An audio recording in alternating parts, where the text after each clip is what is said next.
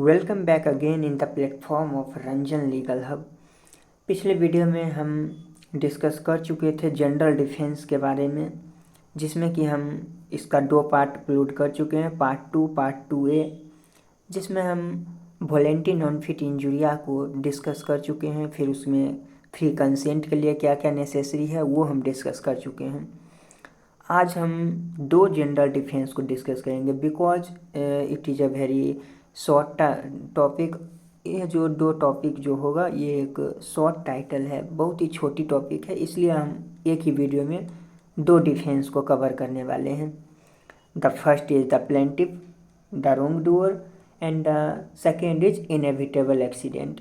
इन दोनों टॉपिक को आज हम इस वीडियो के माध्यम से कवर करेंगे और इसके बाद फिर जैसे जैसे वीडियो आगे बढ़ेगी हम आने वाले वीडियो में अनेक प्रकार के जो बची हुई होगी, जैसे एक्ट ऑफ गॉड हो गया और जो भी बचा हुआ होगा उसको कवर करेंगे। सो आज हम बेसिकली डिस्कस करने वाले हैं plaintiff the wrong doer. Plaintiff the wrong doer, इसका नाम से मतलब पता चल रहा है क्या, जिसने केस किया है उसने खुद गलती कमिट की है।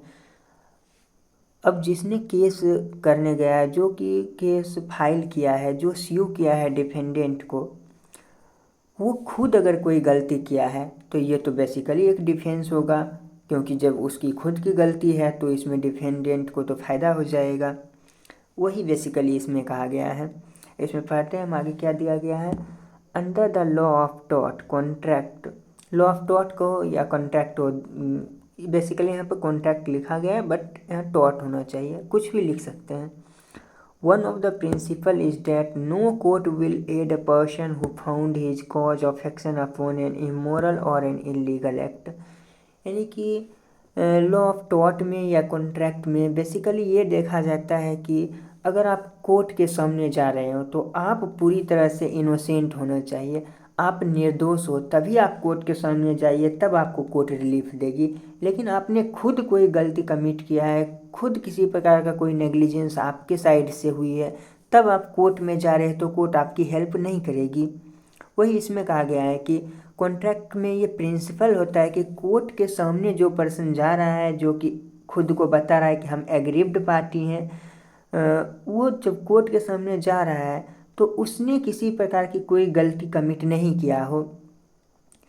बट इस मैगजीन के अंदर ये जो जनरल डिफेंस है, इसमें यही बताया गया है कि प्लेंटिफ जो होता है, जो कि कोर्ट में जा रहा होता है, जो कि एग्रीव्ड पार्टी होता है, वो खुद जो है किसी प्रकार का कोई ऐसा रॉन्ग एक्ट किया है, कोई ऐसा नेग्लिजेंस किया है जिसके कारण उसको हानि हुई हो।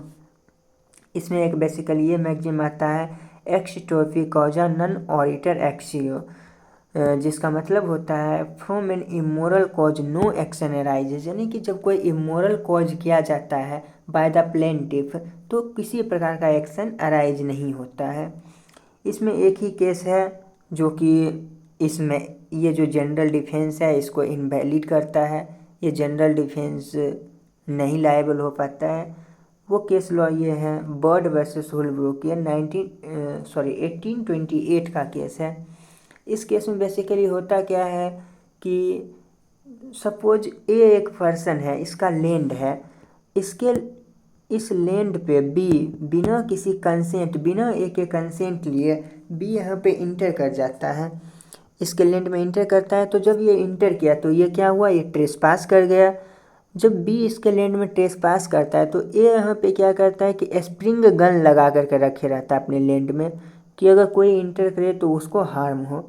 स्प्रिंग गन लगाया रहता है। बी जब इसमें इसके लैंड में इंटर कर रहा है तो ये स्प्रिंग गन ऑटोमेटिकली शूट होता है और बी को इंजरी हो जाती है। बी को बहुत ही कह सकते हैं कि एक हाई लेवल का हार्म हो जाता है।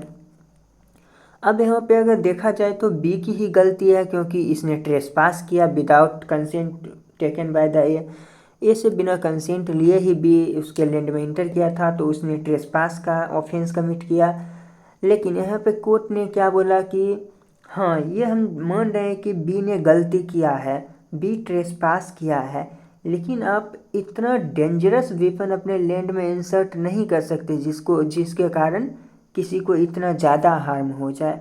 हाँ, आप किसी कोई ऐसा एक्ट करते, कुछ ऐसी छोटी चीज़ रखते जिसके कारण कि उसको बहुत ही कम लेवल में हार्म होता, तो ये ठीक था, आप इस जो है मैगजीन का लाभ ले सकते थे। लेकिन आपने इतनी हार्मफुल एक्ट किया, इतनी हार्मफुल जो है डेंजरस वेपन को अपने लैंड में इंसर्ट किया, इसके लिए आपको पनिश किया जाएगा। और डिफेंडेंट जो है वो लायबल हुआ फॉर द कंपनसेशन, डिफेंडेंट को कंपनसेशन देना पड़ा।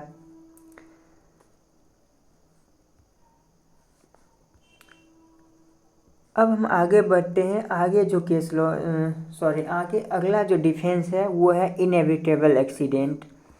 अब इस इनएविटेबल एक्सीडेंट का मतलब क्या होता है? इनएविटेबल एक्सीडेंट का मतलब होता है कि किसी बड़े एक्ट को होने से बचाने के लिए कोई छोटा एक्ट करना। इसमें ह्यूमन का इंटरवेंशन नेसेसरी होता है। ह्यूमन का इंटरवेंशन होगा तभी ये मैगजीम जो है, ये डिफेंस जो है अप्लीकेबल होगा। इसको हम एक एग्जांपल से समझ सकते हैं, जैसे कि फॉर एग्जांपल 1 मिनट, अगर हम इसको एग्जांपल से समझे, फॉर एग्जांपल ए एक शिप है, यहाँ पे रिवर है, यहीं पे एक यहाँ बी शिप है और यहाँ एक सी शिप है। ए शिप जो है ये इसका जो ब्रेक है फेल हो गया, ये बहुत ही तेज़ गति से आगे बढ़ रहा है। यहाँ तक जब ये आया तो यहाँ पे ये देख रहा है कि या तो इसको सी में टक्कर मारनी होगी या तो इसको बी में टक्कर मारनी होगी। अब इसने देखा कि बी में जो है इसमें मोर देन 40 पीपल बैठे हुए हैं, सी में है कि अप्रॉक्सीमेटली 6% बैठे हुए हैं। तो इसने देखा कि यहाँ बी में अगर टक्कर मारेंगे तो 40% इंजर्ड होंगे, अगर सी में मार देते हैं तो ओनली 6% इंजर हो रहे हैं। तो इसने क्या किया कि सी में जा कर के टक्कर मार दिया। अब जब सी से इसका कोलिजन हुआ तो सी को हार्म हुआ, तो इसको ये डिफेंस मिल जाएगा कि हमने एक बड़े हार्म को होने से बचाने के लिए ये एक छोटा सा हार्म किया और इसको इनएविटेबल एक्सीडेंट का लाभ मिल जाएगा। यही है इनएविटेबल एक्सीडेंट। अब इसमें देखते हैं क्या है। इट मीन्स एन एक अनएक्सपेक्टेड इंजरी। ये जब भी होगा अनएक्सपेक्टेड इंजरी होगा। क्यों? क्योंकि सोची समझी अगर साजिश के साथ ऐसा किया जाता, ये जो हम बताएं ये अगर साजिश के साथ किया जाता तो फिर यहाँ पे इसको डिफेंस नहीं मिलता, लेकिन ये अनएक्सपेक्टेड हुआ जिसके कारण कि इसको डिफेंस मिलेगा। यहाँ पर जो है अनएक्सपेक्टेड इंजरी होना चाहिए। This is the very important point which could not have avoided in spite of reasonable care। Reasonable care रखा गया था लेकिन फिर भी इसको अवॉइड नहीं किया जा सकता था, क्योंकि जब इसका ब्रेक फेल हो गया था तो इसको किसी प्रकार से रोका नहीं जा सकता था, इसको टक्कर मारना ही था। आइदर वो बी में मारे और ये सी में जाकर के कोलाइड करे, इसको कोलिजन करना ही था। तो इसको अनअवॉइडेबल होना चाहिए, अनअवॉइडेड होनी चाहिए on the part of defendant। it means accident which is physically unavoidable। जो भी एक्सीडेंट होगा वो फिजिकली अनअवॉइडेबल होगा, उसको अवॉइड नहीं किया जा सकता है। अब इसमें हम केस लॉ देखेंगे। इसमें केस लॉ जो है स्टैनली वर्सेस पॉवेल, जो कि 1891 का केस है। अब इस केस में हुआ था क्या कि प्लेंटिफ एंड द डिफेंडेंट हुए member of A shooting party. Plaintiff और डिफेंडेंट होते हैं वो मेंबर होते हैं शूटिंग पार्टी को। इसको हम ब्लॉक डायग्राम से समझेंगे। ए और बी, ए प्लेंटिफ होता है, बी डिफेंडेंट होता है, ठीक। दोनों शूटिंग पार्टी में जाते हैं। यहाँ पे एक पेड़ है, ओके। अब ये शूटिंग पार्टी में जाते हैं तो ए यहाँ पे कुछ बर्ड फ्लाई कर रहे हैं। ए इसको अपने शूटिंग गन से शूट करता है, बट यहाँ पे हुआ क्या कि शूट किया तो इसका निशाना चूका, जाकर के पेड़ से टकराया और पेड़ से टकराने के बाद ये डायरेक्ट जाकर के बी को लग गया। यही है इस केस में। अब हम केस को पढ़ते हैं। प्लेंटिफ एंड डिफेंडेंट हुए member of A shooting party, दोनों शूटिंग पार्टी का मेंबर होते हैं। Went for the pheasant shooting, वो जाते हैं फिजेंट शूट करने के लिए, यानी कि कबूतर को शूट करने के लिए जाते हैं।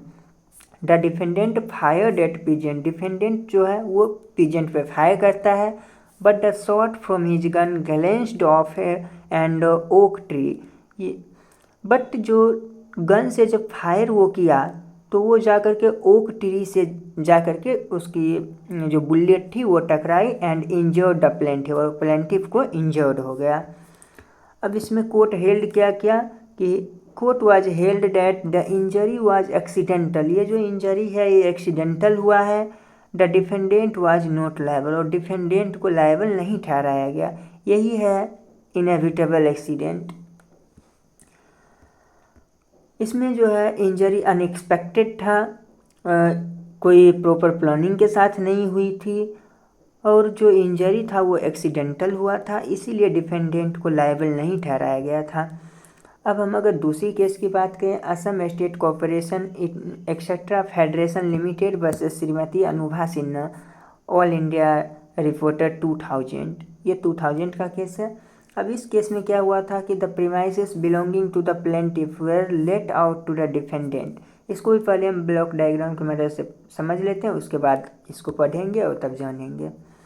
अब इसमें क्या होता है, ये एक पर्सन होता है, ये अपना एक बिल्डिंग बनाए हुए रहता है। इसमें आकर के बिल्डिंग में बी नाम का एक पर्सन आके रेंट पे रह रहा होता है। अब होता क्या है कि ये जब रह रहा है तो ये अपने रूम में देखता है कि यहाँ पे एक इलेक्ट्रिक बोर्ड है, और इस बोर्ड में किसी प्रकार की शॉर्ट सर्किट हो रही है।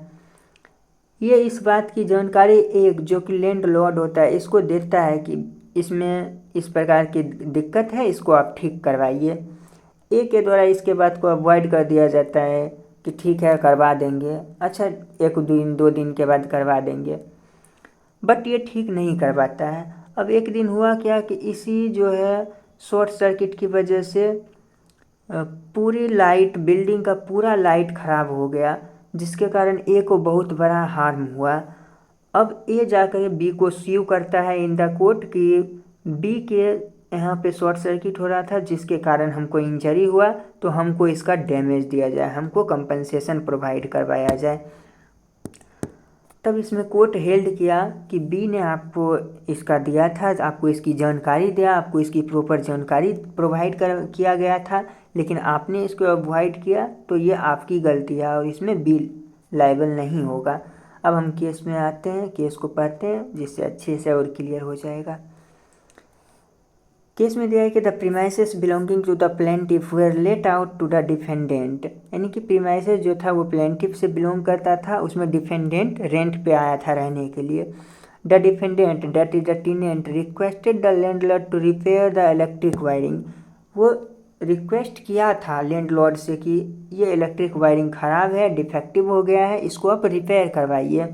But the landlord failed to repair the same, but जो लैंडलॉर्ड होता है वो फेल हो जाता है, उसको रिपेयर नहीं करवा पाता है। There occurred a accidental fire in those premises, जिसके कारण शॉर्ट सर्किट हुआ और एक्सीडेंटल फायर लग गया, यानी कि आग लग गई बिल्डिंग में।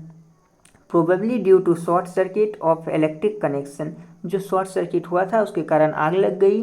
There was found to be no negligence on the part of the tenant, जो यहाँ पे रहने के लिए आया था रेंट पे, उसके तरफ से इसमें किसी प्रकार का नेग्लिजेंट नहीं था। जो प्रॉब्लम हुई थी वो प्रॉब्लम वो लैंडलॉर्ड से शेयर किया था कि इस प्रकार की प्रॉब्लम है, आप इसको ठीक करवाइए, बस लैंडलॉर्ड के द्वारा उसको ठीक नहीं करवाया गया, जिसके कारण कि इस प्रकार का एक्सीडेंट हुआ।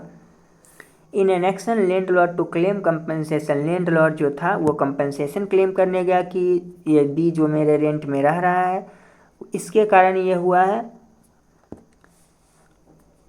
अब इसमें कोर्ट हेल्ड क्या कहता है कि it was held that since it was a case of inevitable accident the tenant could not be made liable for the same, क्योंकि इसकी जानकारी लैंडलॉर्ड को दिया गया था और जो है टेनेंट जो उसके यहाँ रहने आया था उसकी इसमें किसी प्रकार की गलती नहीं है, इसीलिए इसको इनएविटेबल एक्सीडेंट के अंदर रखा जाएगा और टेनेंट इसमें किसी प्रकार की लायबिलिटी नहीं रखेगा और टेनेंट को सभी प्रकार की लायबिलिटी से बरी कर दिया गया था। सो बेसिकली यही था ये केस, और आज हम 2 पढ़ चुके हैं, एक इनएविटेबल एक्सीडेंट और एक प्लेंटिफ द रॉन्ग डूअर। सो ये दोनों कवर हो गया। अब अगले जो टॉपिक होगा उसमें हम एक्ट ऑफ गॉड को डिस्कस करेंगे, और आगे आने वाले वीडियोज के माध्यम से हम जो भी है उसको डिस्कस करेंगे। So that's all about these 2 topics. Thank you.